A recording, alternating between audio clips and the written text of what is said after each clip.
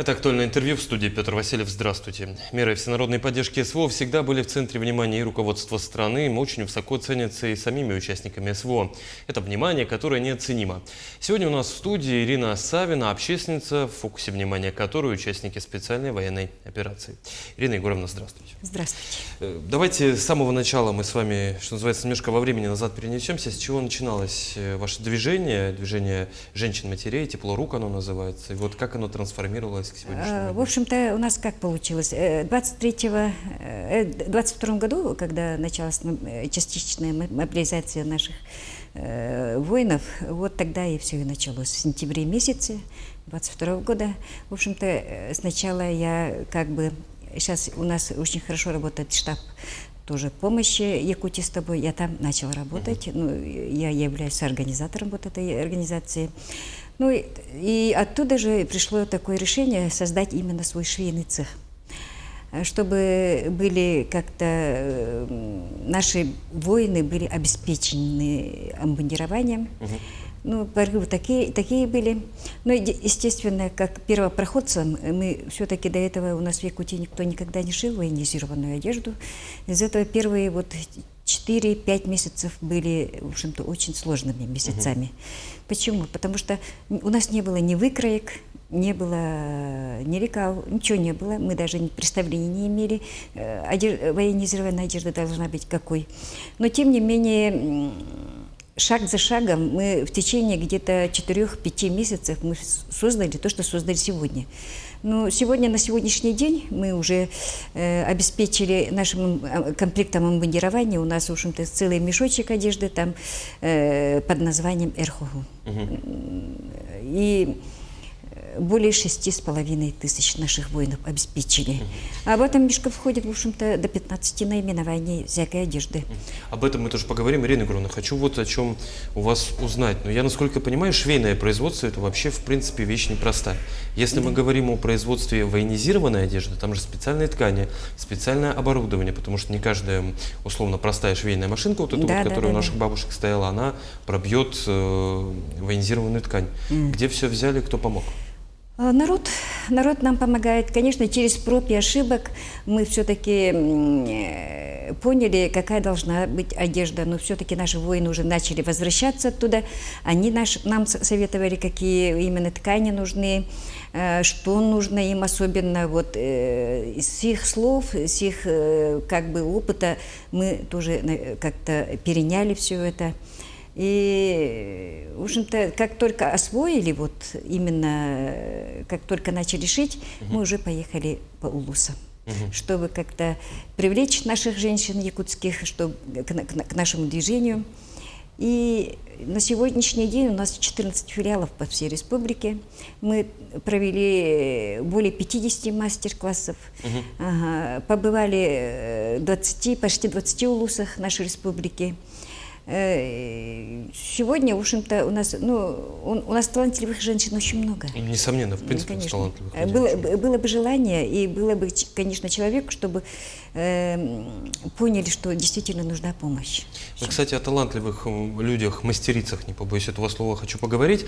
Как сколачивался коллектив? Потому что, в наше время все-таки навыки шитья это не настолько распространено. Конечно. Первое время, в общем, у нас коллектив как сложился.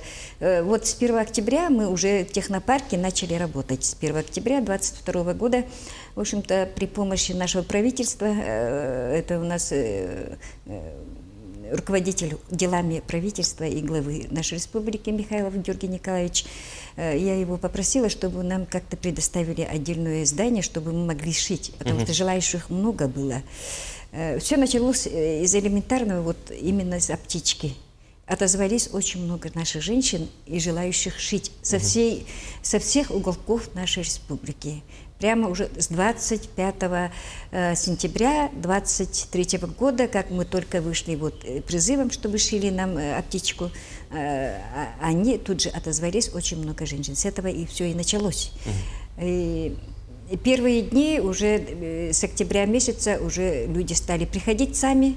Мы уже призыв отправляли по социальным сетям, и люди сами приходили. Женщины сами приходили.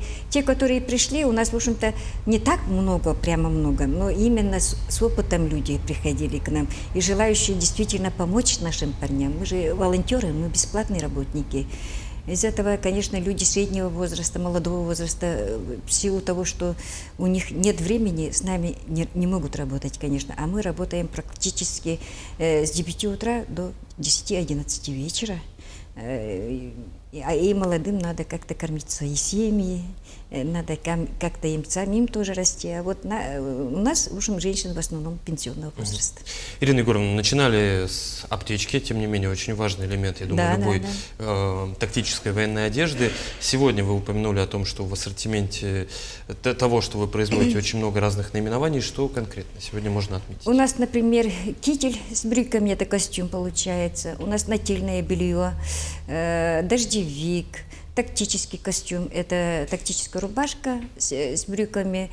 У нас еще летний костюм, вот летнее время, там футболочки, балаклавы, шапочки всякие, панамы, кепки.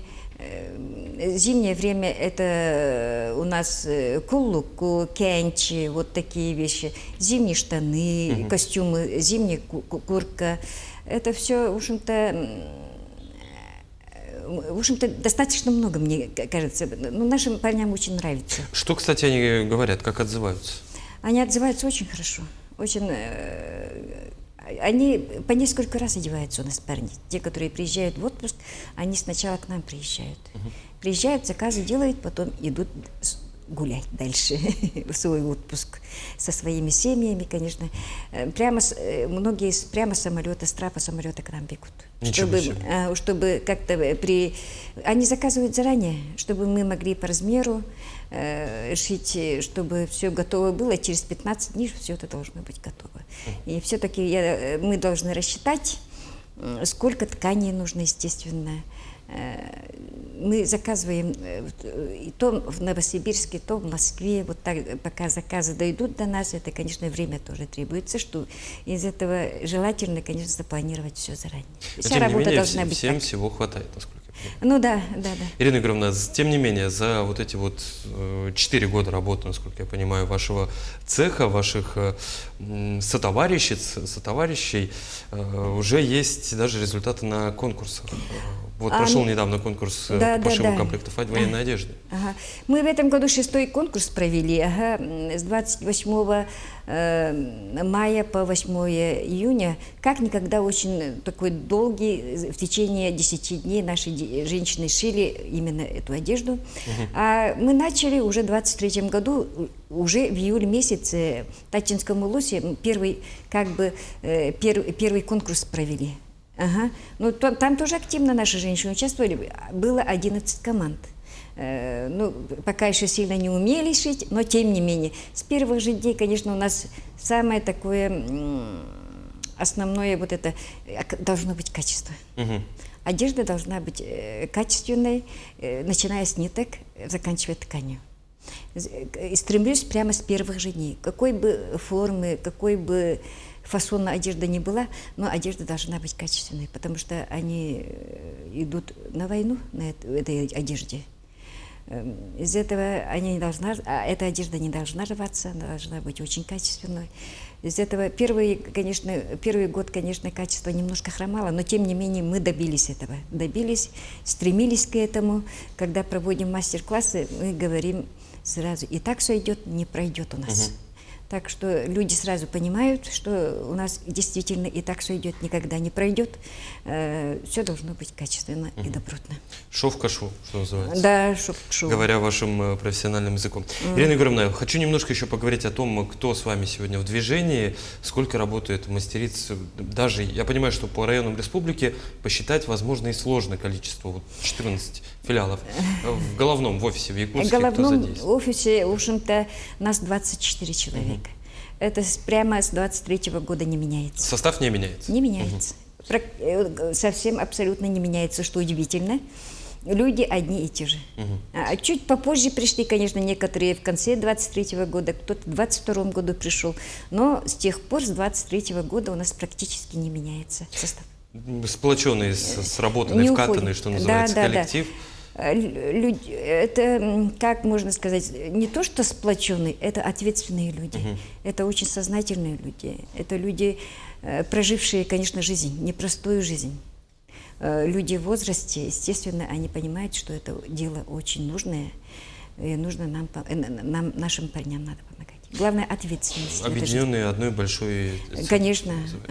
Ирина Егоровна, кроме пошива военной одежды, чем еще занимаетесь? Кроме, у нас, в общем-то, как получается, у нас очень много талантливых людей, конечно, работает, но у нас времени практически нету, но тем не менее мы находим как-то чем-то заняться.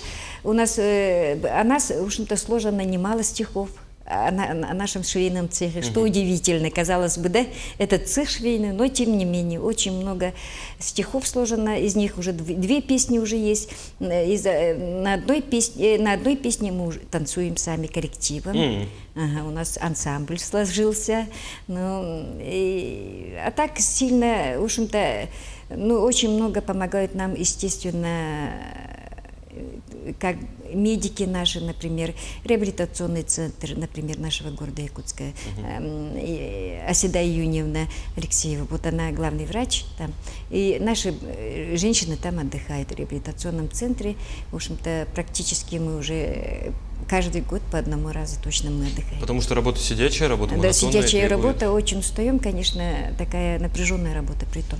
Требует физической активности. Конечно. Ирина Егоровна, вот хоть отметили, что у вас в основном в составе это люди пенсионного возраста, женщины пенсионного возраста, но я уверен, что все-таки у нас сформировалось и поколение людей и среднего, и более молодого возраста, которые хотят к вам попасть, возможно, не знают как. Давайте приоткроем завесу тайны. Конечно, наша молодежь очень активная, конечно. Конечно, хотелось бы, чтобы у нас пришли молодые силы, чтобы как-то нас заменили тоже со временем, все-таки года бегут. Ага. И хотелось бы... Мы сейчас находимся в технопарке по Дзержинского, 76, блок С.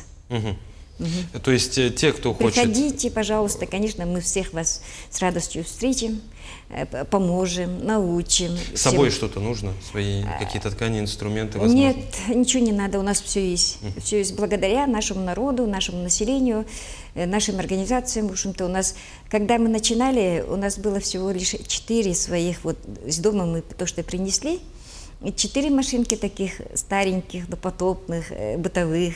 А сейчас у нас, в общем, довольно-таки профессиональный швейный цех. Ирина Егоровна, ну, получается, от тех, кто хочет к вам прийти, только желание.